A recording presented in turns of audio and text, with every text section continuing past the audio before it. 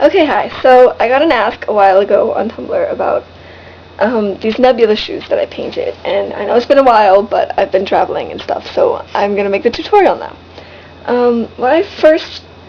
The first pair that I did, it was like blue and purple, but you're gonna need a lot of colors. So here's kind of an example of one side of it that's almost finished. And what I basically did is, first, you want to make sure you have a textile medium. I just have this one. And you're going to want to mix that, like, 1 part paint and 1 part textile medium with all of your colors. So first what I did is I took these shoes, and they were painted before, you can see the tongue. So I just painted them black, like that. And then the colors I'm using, well, for the inside of the nebula, kind of like here, through this part, I don't know if you can see that at all, it's green and yellow, and you just want them to be really watery. Then, oh, my cat's licking the camera.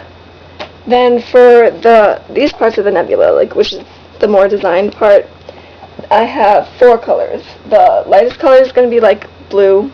You always want the lightest color to be different than the middle 2 colors. And then I have like a red, metallic, and a purple. And then the darkest color is metallic blue. Oh, my cat. Get away! Get away! Oh, he's being terrible. Hold on. Hi, say hi. This is Damon. Okay. So, first, after you've painted it black and that coat has dried, what you want to do, see, I already started like doing a tutorial on this side, and then my camera had a whole flip out. So what I just did is I took the lightest color on a brush, and I made sort of a design, and then I took the second lightest color, which was the metallic red, and you want to make sure it's really watery, and you start blending it with the blue, which is the lightest color. I don't know if you can see that. So then after you've done the second color, and you've blended it really well, and there's only supposed to be a little line of the lighter color, so that like the rest of it is just blended in. You're going to take the third color, which for me is a purple. You still make sure it's watery, and then you're going to blend that in with the second color. Now, since these 2 colors are like really close to each other, I'm blending it pretty close, but if you have a color that's a lot darker, you're going to want to leave a little space. I'm blending it like right on top of it. Okay.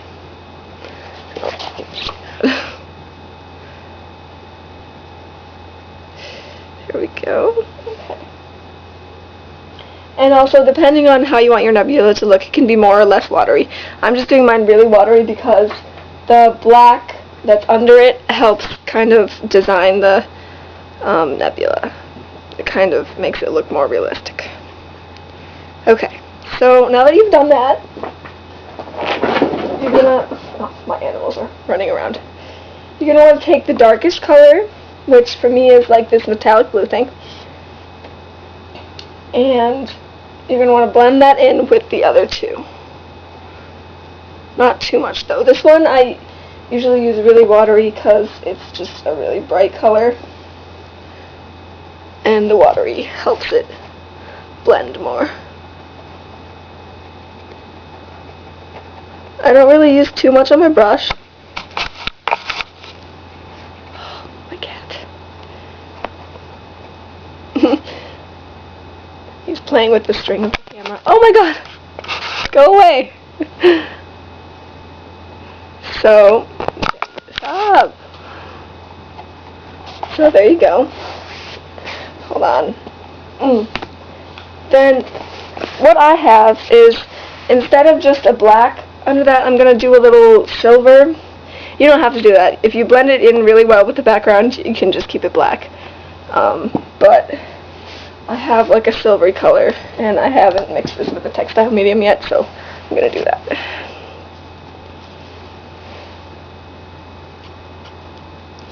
It's not really coming out. But basically you can do this with any color and like any pattern that you want. What I did is I looked at a bunch of nebula pictures to help me see kind of the pattern that they used. And then here. And you just mix that in with the textile medium.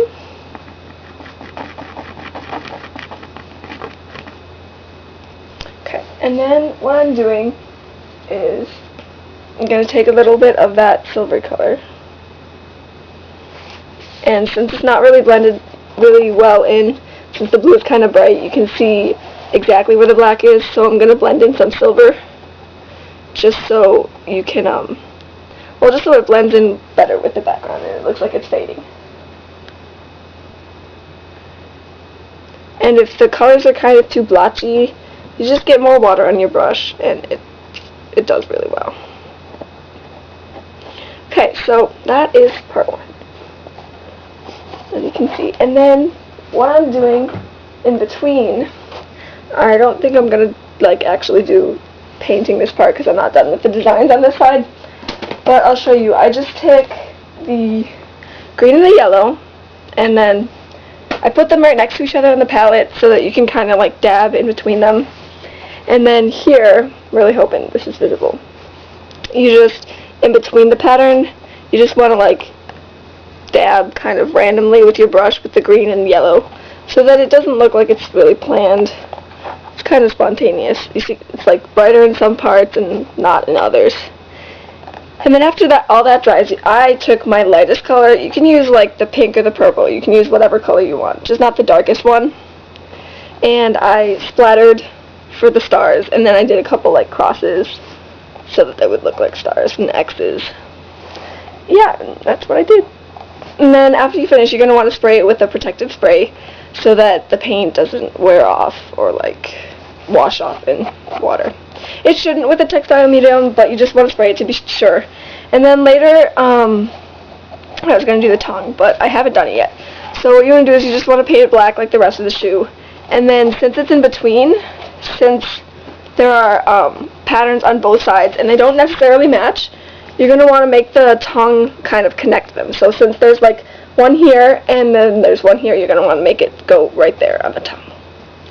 So yeah, hopefully this was helpful.